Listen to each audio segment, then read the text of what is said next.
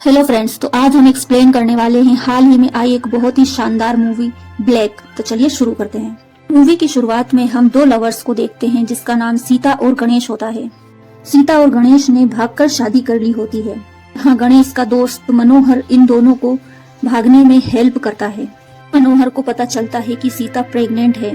ये बात सुनकर मनोहर का तो दिमाग ही घूम जाता है, क्योंकि मनोहर कॉलेज टाइम से ही सीता से प्यार करता था। लेकिन सीता ने मनोहर का प्रेम ठुकराकर गणेश को चुना। मनोहर गणेश और सीता को अपने फार्म हाउस पर लेकर जा रहा होता है। तभी रास्ते में मनोहर की नजर एक एंजल की गिरी हुई मूर्ति पर पड़ती है। लेकिन मनोहर उस मूर्ति को इग्नोर करते हुए आगे निकल जाता है। इसके बाद ये तीनों ही फार्म हाउस पर आ जाते हैं। मनोहर के फार्म हाउस के आसपास बहुत सारे घर होते हैं, मगर मनोहर के आसपास कोई भी नहीं रहता। रात के समय सीता और गणेश अपने रूम में सो रहे होते हैं। इधर मनोहर को अंदर ही अंदर बहुत ज्यादा गुस्सा आ रहा होता है, क्योंकि मनोहर कभी नहीं चाहता था कि सीता और गणेश एक दूसरे से शादी करें। पर से वो प्रेग्नेंट भी हो चुकी है। इसीलिए मनोहर गुस्से में गन लेकर गणेश और सीता को मारने के लिए जाता है। मगर तभी उसके कान में कुछ अजीब सी आवाज सुनाई देती है कि एक सन्नी होती है। मनोहर उस आवाज के पीछे जाता है। तभी मनोहर सुनता है कि किसी ने गोली चलाई है। अब वो तुरंत भागते हुए घर के अंदर जाता है। वहाँ वो देखता है कि सीता और गणेश को किसी ने गोली मारी हुई है। मनोहर बहुत ज्यादा घबरा जाता है, क्योंकि सीता तो मर ही चुकी थी। अब वो गणेश के पास पहुँचता है। मनोहर गणेश से पूछता है कि तुम्हारी हालत ये किसने की है। इस पर गणेश मनोहर से कहता है कि तुमने हमारे साथ आखिर ऐसा क्यों किया, और वो वहीं पर दम तोड़ देता है। यहाँ मनोहर कंफ्यूज हो जाता है। अब हमें कई सालों बाद का सीन दिखाया जाता है, जहाँ पर हम एक थाने को देखते हैं, जहाँ पर एक शिवराज नाम का पुलिस ऑफिसर वसंत नाम के आदमी को थाने में पकड़ कर लाता है। शिवराज वसंत से कहता है कि क्या तुम्ही ने अपनी बीवी अरण्या को किडनैप किया है। वसंत उस पुलिस वाले को समझाता है कि सर, आपको मैं नहीं समझा सकता। मेरी बीवी एक बहुत बड़े जाल में फंस चुकी है, मुझे उसे बचाना ही होगा। और शिवराज को उसकी बातों पर यकीन नहीं होता, क्योंकि उसने शराब भी पी हुई थी। ये सीन यहीं पर कट होता है। इसके बाद हमें कुछ समय पहले का सीन दिखाया जाता है। यहाँ हम देखते हैं कि रियल में बसंत और अनन्या के साथ क्या हुआ था। यहाँ हम देखते हैं कि बसंत और अरण्या अपने दोस्तों के साथ एक बार में पार्टी करने आए हुए थे। अरण्या अपने दोस्तों के साथ बार में डांस कर रही होती है। तभी एक राहुल नाम का लड़का अरण्या पर गंदी नजर डालता है। वो जानबूझकर अरण्या के पास जाकर उससे टकरा जाता है। बसंत राहुल को ऐसा करते हुए देख लेता है। बसंत राहुल को बहुत जोर से पीटता है। किसी तरह से वसंत के दोस्त उसे रोकते हैं। इसके बाद वसंत और अरण्या अपने घर आने लगते हैं। कार में बैठते हुए अरण्या कहती है, आखिर तुम्हें उस लड़के से झगड़ा करने की क्या जरूरत थी। वसंत कहता है कि वो लड़का तुम्हारे साथ बदतमीजी कर रहा था और मैं ये नहीं देख सकता। जब भी कोई तुम्हारे साथ बदतमीजी करेगा मैं उसे ऐसे ही पीटूंगा। अब रास्ते में राहुल बसंत की कार पर एक पत्थर मारता है, जिससे राहुल की कार का शीशा टूट जाता है और वो वहाँ से भाग निकलता है। अरण्या इस एक्सीडेंट से बहुत ज्यादा डर जाती है।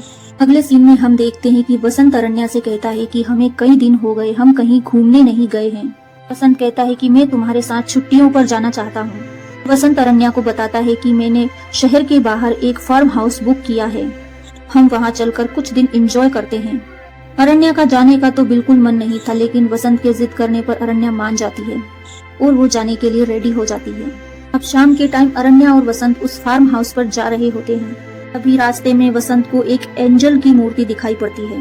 उस मूर्ति को देखते ही वसंत को कुछ अजीब सा महसूस होता है। वसंत अरण्या से कहता है कि इस मूर्ति में कुछ तो राज छुपा है। वहीं अरण्या वसंत से कहती है कि हमें रात होने से पहले फार्म हाउस पर पहुंचना है, तुम मूर्ति पर ज्यादा ध्यान मत दो। अब ये लोग अपने फार्म हाउस पर पहुंच जाते हैं। अब वसंत और अरण्या के पास वहाँ का मैनेजर आता है। वो वसंत और अरण्या को बताता है कि अगर आपको किसी भी चीज की जरूरत हो तो मुझे कॉल कर लेना। ही घर के अंदर पहुंचते ही वसंत मैनेजर से पूछता है कि आखिर रोड पर उस एंजल की मूर्ति को क्यों लगाया गया है। यहाँ तो आसपास कोई चर्च भी नहीं है, वो मूर्ति तो चर्च के आसपास होनी चाहिए। यहाँ वो आदमी बताता है कि कई साल पहले की बात है, जब वो मूर्ति रोड पर गिर गई थी। कई सारे लोगों ने मिलकर उस मूर्ति को वहाँ से ले जाने की कोशिश की, मगर वो मूर्ति वहाँ से हिलना ही नहीं चाहती थी। कई सारे लोगों ने मिलकर उस मूर्ति को वहाँ से ले जाने की कोशिश की, मगर वो मूर्ति तो जैसे वहाँ से कहीं जाना ही नहीं चाहती थी। तो लोगों को लगा इस मूर्ति को यहीं रहना है और उन्होंने उसे वहीं पर स्थापित कर दिया। इतना बोलने के बाद वो मैनेजर वहाँ से चला जाता है। वसंत अरण्या से कहता है, हमारे आसपास कोई नहीं रहता, सारे मकान खाली पड़े हुए हैं। वहीं अरण्या कहती है, अच्छा है, वैसे भी मुझे शांति बहुत पसंद है। अब थोड़ी देर बाद अरण्या और बसंत कुछ सामान खरीदने के लिए मॉल में जाते हैं। जब ये मॉल से कुछ सामान खरीद रहे होते हैं तभी वहाँ पर राहुल पहुँच जाता है। राहुल अरण्या से बार के लिए माफी मांगता है, उसने जो बदतमीजी की थी उस वजह से। मगर बसंत को राहुल पर बहुत जोर का गुस्सा आ रहा था, क्योंकि राहुल ने बसंत की कार पर पत्थर भी मारा था, जिससे उसकी कार डैमेज हो गई थी। जाते टाइम बसंत राहुल की कार को गुस्से में डंडे से बसंत राहुल की बाइक को तोड़ देता है, यानी कि उसके कांच वांच फोड़ देता है। गाड़ी में बैठते हुए बसंत राहुल से कहता है कि अब हमारा हिसाब किताब बराबर हो गया। इस बात पर राहुल को बहुत जोर का गुस्सा आता है, लेकिन वो चुप रहता है। इसके बाद बसंत और अरण्या सामान लेकर अपने घर आने लगते हैं। वहीं अरण्या बसंत से कहती है कि तुम्हें ऐसा नहीं करना चाहिए था, तुम्हें अपने गुस्से पर काबू रखना चाहिए। बसंत कहता है जो जैसा करेगा उसके साथ में वैसा ही करूँगा। इस पर अरण्या भी कहती है ठीक ही किया वैसे तुमने। फिर ये घर पहुँच जाते हैं। तभी ये देखते हैं कि इनके घर के बाहर एक फोटो रखी हुई है। ये दोनों सोचने लगते हैं कि आखिर ये गिफ्ट किसने भेजा है। बसंत को लगता है कि ये फोटो उसके किसी दोस्त ने भेजी होगी। अरण्या के कहने पर बसंत अपने ग्रुप में इस फोटो को डालता है और कहता है किसी ने यह तस्वीर भेजी हो तो प्लीज बताइए। इसके बाद बसंत और अरण्या अपने बेडरूम में चले जाते हैं। अब यहाँ बसंत अपनी वाइफ अरण्या को किस करने वाला ही होता है कि तभी इनके गेट की घंटी बजती है। जैसे ही बसंत गेट खोलता है तो उसे उसका दोस्त सुरेश गेट पर नजर आता है। सुरेश को यहाँ देखकर बसंत शॉक्ड हो जाता है कि बसंत ने सुरेश को इस जगह के बारे में तो बताया ही नहीं था। भी बसंत सुरेश से पूछता है कि तुम यहाँ आए कैसे, तुम्हें यहाँ का पता किसने दिया। भी सुरेश बसंत से कहता है कि तुम ही ने तो मुझे कॉल करके यहाँ बुलाया है। बसंत उसकी बातें सुनकर हैरान हो जाता है कि बसंत ने तो कोई कॉल नहीं किया था, उसने तो सिर्फ मैसेज किया था, वो भी ग्रुप पर। अब सुरेश और बसंत कुछ देर बातें करते हैं और सुरेश जाने लगता है। तभी सुरेश देखता है कि बसंत की घड़ी का टाइम उसके घड़ी के टाइम से काफी अलग है और वो कहता है अपनी घड़ी को सही कर ले। ना बोलने के बाद सुरेश अपने घर के लिए निकल जाता है। सुरेश को भी रास्ते में वही एंजल की मूर्ति दिखती है। इधर बसंत को किसी का कॉल आता है और वो अरण्या से अपने बॉस का नाम लेकर बात करने के लिए बाहर निकल जाता है। इधर बसंत जब कॉल पर बात खत्म करके वापस आता है तो वो देखता है कि उसके घर की लाइट जा चुकी है।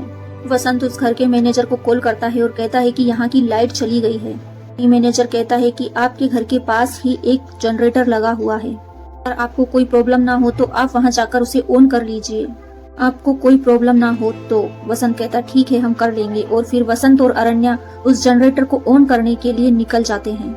यहाँ फार्म हाउस की रोड पर पूरी तरह से चांदनी रात जैसा अंधेरा छाया हुआ था। बसंत जनरेटर के पास पहुँच जाता है और जल्दी से जनरेटर की लाइट ऑन कर देता है। लाइट ऑन करते ही बसंत को कुछ अजीब सा फील होने लगता है। वहीं अरण्या बसंत से कहती है तुम ज्यादा मत सोचा करो। यहाँ बसंत और अरण्या पास आने लगते हैं। तभी अरण्या को ऐसा फील होता है कि कोई उन्हें चुपके से देख रहा है।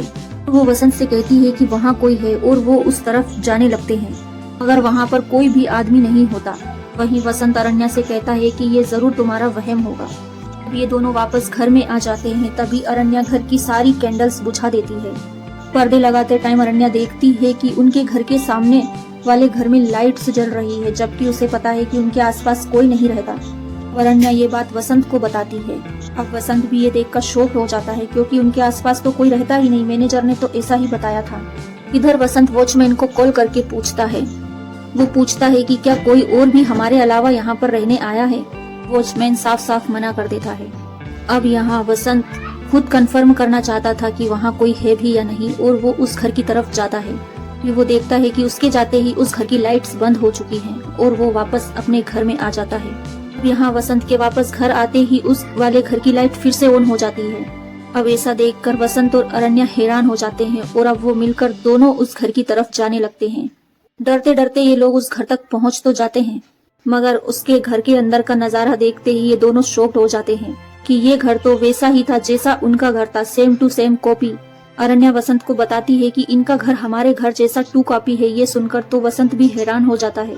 अभी ये दोनों देखते हैं कि उस घर के अंदर कोई 2 जने बात कर रहे हैं। अभी ये चुपके से वापस उस घर के अंदर देखने लगते हैं। अभी इन्हें उस घर के अंदर अपने ही हम शक्ल दिखाई देते हैं। ये देखकर तो दोनों का दिमाग ही घूम जाता है। अब ये भागते हुए अपने घर में पहुंचते हैं। हाँ, इन दोनों का दिमाग घूम चुका था। वे सोचते हैं कि आखिर ये क्या हो रहा है। अरण्या बसंत से कहती है कि ये जगह सही नहीं है, हमें यहाँ से चलना चाहिए। तभी ये दोनों कार में बैठकर वहाँ से भागने की कोशिश करते हैं।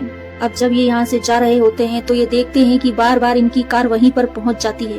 कितना ही लंबा राउंड लगाने के बाद वापस वो कार वहीं आकर खड़ी हो जाती है, यानी कि ये चाहकर भी अब यहाँ से बाहर नहीं निकल पा रहे हैं। ये दोनों वापस अपने घर के अंदर आ जाते हैं। अब यहाँ अरण्या पुलिस को कॉल करके हेल्प करने के लिए कहती है।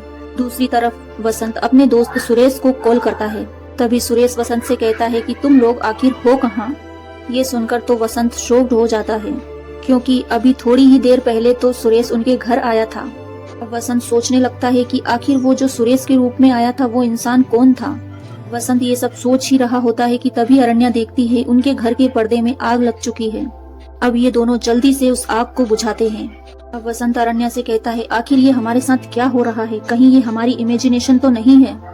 अरण्या कहती है नहीं, ये हमारी इमेजिनेशन नहीं हो सकती, कोई हमारे साथ कुछ कर रहा है, कोई जानबूझकर हमारे साथ गेम खेल रहा है। अभी वसंत देखता है कि उनके घर के सामने वाले घर के पर्दे में भी आग लग जाती है। अब वसंत समझ चुका था कि उनके साथ पैरेलल चीजें हो रही हैं। अब ये बात कंफर्म करने के लिए अरण्या एक पेपर में कुछ लिखती है, सामने वाले घर के दरवाजे से नीचे खिसका देते हैं। अब ये जैसे ही अपने घर में आते हैं तभी उन्हें वही सेम पेपर मिलता है। वसंत अरण्या से कहता है कि हमारे आने से पहले जरूर कोई इस पेपर को हमारे घर में रख कर गया होगा। और वसंत अरण्या से कहता है कि मैं फिर से सामने वाले घर में एक पेपर रख कर आता हूँ और तुम यहीं पर उस इंसान के आने का इंतजार करना। अब वसंत उस घर में पेपर रखने जाने वाला होता है कि तभी उनके घर में एक और पेपर आ जाता है। ये देखकर तो वसंत और अरण्या के होश ही उड़ जाते हैं और उस पेपर में वही कुछ लिखा होता है जो कि वसंत ने लिखा था। अब ऐसी सिचुएशन में जब ये फंस जाते हैं तो दोनों का दिमाग चलना ही बंद हो जाता है। अब यहाँ वसंत और अरण्या बैठे हुए होते हैं, तभी वसंत का हमशक्ल वहाँ पर पहुँच जाता है और वो वसंत को मारने की कोशिश करता है। दोनों के बीच बहुत बड़ी फाइटिंग होती है। अब अरण्या वहाँ पर वसंत के हमशक्ल को बैट से मारती है और उसे वहाँ से भगा देती है। अब यहाँ वसंत को अरण्या की टेंशन होने लगती है। अब वसंत सोच लेता है कि वो उसके हमशक्ल को जान से मार डालेगा। इधर यहाँ वसंत हाथ में बैट लेकर अपने हमशक्ल को मारने के लिए निकलता है। जब वसंत अपने हमशक्ल को मारने के लिए जा रहा था तब उसकी घड़ी में 2 बज रहे थे। वसंत जब सामने वाले घर में पहुंचता है तो वो देखता है कि वसंत के हमशक्ल ने अरण्या का खून कर दिया है। वसंत उस सीन को देखकर बहुत ज्यादा हैरान हो जाता है। वसंत समझ जाता है यहाँ पर जरूर कुछ न कुछ तो चक्कर है। इसके बाद वसंत और अरण्या घर में आ जाते हैं। तभी वसंत घड़ी में देखता है तो फिर से शॉक हो जाता है, क्योंकि कुछ समय पहले जब वो यहाँ से निकला था तब तो घड़ी में 2 बज रहे थे और अब देख रहा है तो घड़ी में 1 बज रहे हैं। थोड़ी ही देर में वसंत को उनके बाहर उनके ही जैसी कार जाती हुई नजर आती है। वो खिड़की में से देखता है कि उनके सामने वाली रोड पर काफी अंधेरा छाया हुआ है और वो कार जाते हुए उसी अंधेरे में गायब हो जाती है। अब वसंत अरण्या से कहता है कि क्या तुम्हें नहीं लगता इस अंधेरे में हम जितनी बार भी गए हैं उतनी ही बार हमारे साथ अलग अलग घटनाएं घटी हैं। वो अरण्या से कहता है कभी हम टाइम में आगे पहुंच जाते हैं तो कभी हम टाइम में पीछे पहुंच जाते हैं। और रियल में यहाँ अनन्या और वसंत टाइम टेबल में फंस चुके थे। अब फिर से वसंत और अरण्या उस अंधेरे में जाते हैं और चुपके से उस घर में देखते हैं। तभी वहाँ वो देखते हैं कि वसंत का हमशक्ल कॉल पर सीमा से बात कर रहा होता है और सीमा अरण्या की बेस्ट फ्रेंड होती है। अब ये सब देखकर तो अरण्या वसंत पर बहुत ज्यादा गुस्सा हो जाती है, क्योंकि वसंत ने अरण्या से झूठ कहा था कि वो अपने बॉस से बात करने के लिए बाहर गया था। इसके बाद अरण्या वसंत से सच जानने के लिए कहती है। इस पर वसंत अरण्या को सच बताता है। वो कहता है कि उस दिन बार पार्टी में सीमा मेरे पास आने की कोशिश कर रही थी, मगर मैंने सीमा को अपने पास नहीं आने दिया। उसी दिन के बाद से सीमा मुझे कॉल करके परेशान करने लगी। अब वसंत की ये सब बातें सुनने के बाद भी अरण्या को वसंत पर विश्वास नहीं होता। लगता है कि वसंत उससे झूठ बोल रहा है।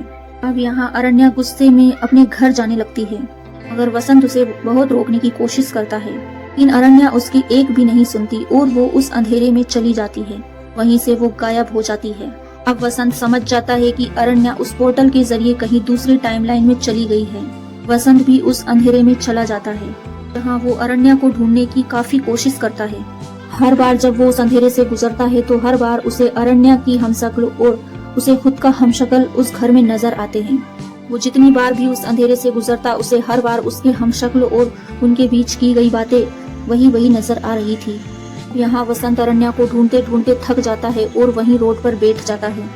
तभी वहाँ पुलिस की कार आती है। इंस्पेक्टर शिवराज वसंत से पूछते हैं कि तुम्हारी वाइफ कहाँ है? तुम्हारी वाइफ ने ही मुझे कॉल करके यहाँ बुलाया था। इस पर वसंत इंस्पेक्टर से कहता है कि सर मेरी पत्नी गायब हो चुकी है। पुलिस वाले को समझाने की बहुत कोशिश करता है, लेकिन पुलिस वाले को उसकी बातें एक भी समझ नहीं आती और उसे लगता है इसने शराब पी रखी है। यहीं शिवराज को लगता है कि वसंत ने अरण्या को मारकर कहीं गायब कर दिया है। अब वो वसंत को अपने साथ थाने ले आता है और अब मूवी प्रेजेंट में आती है। वहीं वसंत शिवराज से कहता है कि मुझे अपनी वाइफ अरण्या को बचाने के लिए जाना होगा, मगर शिवराज उसे जाने नहीं दे रहा होता है। वहीं वसंत गुस्से में आ जाता है और वो सभी पुलिस वालों को मारने लगता है और फिर वसंत यहाँ से भाग निकलता है। अब वसंत कार में बैठकर उसी जगह पर जाने लगता है। तभी उसे उस एंजल की मूर्ति के बगल से एक कार जाते हुए नजर आती है। वसंत उस कार का पीछा करता है। यहाँ वसंत को यकीन होता है कि वो कार वाला इंसान उसकी जरूर हेल्प करेगा। इसके बाद वसंत उस कार का पीछा करते हुए उस आदमी के घर तक पहुँच जाता है। वो आदमी कोई और नहीं होता बल्कि हमने जो मूवी की शुरुआत में देखा था वही मनोहर होता है। वही मनोहर अब वसंत मनोहर को अपनी पूरी सिचुएशन और कहानी सुनाता है। उसकी बातें सुनकर मनोहर वसंत से कहता है कि तुम एक टाइम वाले पोर्टल में फंस चुके हो। मनोहर बताता है कि तुम जितनी बार उस अंधेरी जगह से गुजरते हो तुम उतनी बार नए वाले जगह पर पहुंच जाते हो। जितनी बार तुम उस अंधेरी जगह से गुजरोगे उतनी बार तुम नई जगह पर पहुंच जाओगे। इसके बाद हमें गणेश और सीता की मौत के बारे में भी पता चलता है। जब उस रात मनोहर गणेश के पास पहुंचता है तब गणेश मनोहर से कहता है कि तुमने हम दोनों को क्यों मारा। असल में मनोहर के हम शक्ल ने ही सीता और गणेश का खून किया होता है और मनोहर खुद उन्हें मारने वाला था। साथ ही मनोहर उस अंधेरे से भी गुजरा था। उस अंधेरे पोर्टल में जाने के कारण मनोहर अपने फ्यूचर में पहुंच जाता है, जहां मनोहर के हमशक्ल ने सीता और गणेश का खून किया था। अब यहाँ मनोहर वसंत को कहता है कि अगर तुम अपनी वाइफ को बचाना चाहते हो तो तुम्हें फिर से उस पोर्टल में जाना होगा और तुम्हारे पास टाइम भी बहुत कम है। और अगर आज की रात तुम अपनी पत्नी को नहीं बचा पाए तो तुम हमेशा के लिए अपनी वाइफ को खो दोगे। साथ ही मनोहर वसंत को बताता है कि अगर तुम्हें तुम्हारी पत्नी नहीं मिलती है तो तुम्हें तुम्हारे हमशक्ल को मारना होगा, क्योंकि दुनिया में एक जैसे दो इंसान नहीं रह सकते। इसके बाद तुरंत वसंत वहां उस फार्म हाउस पर पहुंचता है, मगर तभी शिवराज आकर वसंत को अरेस्ट कर लेता है। वहीं वसंत इंस्पेक्टर को समझाता है कि सर मैं आपके साथ चलने को तैयार हूँ, मगर एक बार मैं अपने घर जाना चाहता हूँ। यहाँ शिवराज वसंत को घर में जाने की इजाजत दे देता है, मगर तभी वसंत भागते हुए उस अंधेरे पोर्टल में चला जाता है। तो यहाँ हम देखते हैं कि वसंत फिर से दूसरे समय में आ गया है। यहाँ वसंत को एक घर में अरण्या बैठी हुई दिखती है, तो वहीं वसंत को उसका हमशक्ल भी बैठा हुआ नजर आता है। तो वसंत सोचता है कि वो इस हमशक्ल को मार देगा और यहाँ पर वसंत और उसके हमशक्ल के बीच फाइटिंग होने लगती है। और यही लड़ाई कुछ टाइम पहले हुई थी, मगर इस बार वसंत उस हमशक्ल की जगह पर होता है। अब अरण्या वसंत को एक बेट से मारकर भगा देती है और यहाँ वसंत हर बार उस पोर्टल से गुजरकर अरण्या को हर दूसरे टाइम में जाकर ढूंढने की कोशिश करता है, पर एक बार भी वसंत को असली अरण्या नहीं मिलती। इसके बाद वसंत अपने घर पे जाकर बैठ जाता है। अभी वहाँ वसंत को अरण्या की प्रेगनेंसी के पेपर दिखाई पड़ते हैं। वसंत समझ जाता है कि अरण्या प्रेग्नेंट है और वसंत अरण्या को खोकर बहुत ज्यादा दुखी होता है। थोड़ी ही देर बाद वहाँ शिवराज अरण्या के साथ पहुँच जाता है। यहाँ अरण्या वसंत को देखकर बहुत ज्यादा खुश हो जाती है। यहाँ वसंत और अरण्या एक दूसरे को गले लगाते हैं। इसके बाद वसंत और अरण्या फार्म हाउस को छोड़कर अपने घर जाने लगते हैं। अब अरण्या वसंत को कार में बताती है कि जब तुम जनरेटर ऑन करने गए थे तब मैं तुम्हारा घर में इंतजार कर रही थी, लेकिन बहुत देर होने के बाद भी तुम घर में वापस नहीं आए। इसी वजह से मुझे तुम्हारी बहुत ज्यादा चिंता हो रही थी और मैंने पुलिस को कॉल करके बुलाया था। अब उसकी ये बातें सुनकर वसंत समझ जाता है कि ये उसकी वाली अरण्या नहीं है, क्योंकि रियल अरण्या तो वसंत से नाराज होकर उस अंधेरे पोर्टल से गायब हो गई थी। मगर यहाँ वसंत इस दूसरी अरण्या के साथ भी बहुत ज्यादा खुश होता है। इसके बाद वसंत टॉयलेट करने के लिए कार पेट्रोल पंप के पास में रोकता है, तो वहाँ उसे उसका हमशक्ल नजर आता है। इससे वसंत के होश उड़ जाते हैं, यानी कि अभी भी पूरी तरह से सब कुछ सही नहीं हुआ था। वहीं पर ये दिमाग घुमा घुमा कर मूवी खत्म होती है। मूवी कैसी लगी कमेंट्स में जरूर बताइए। Thanks for watching.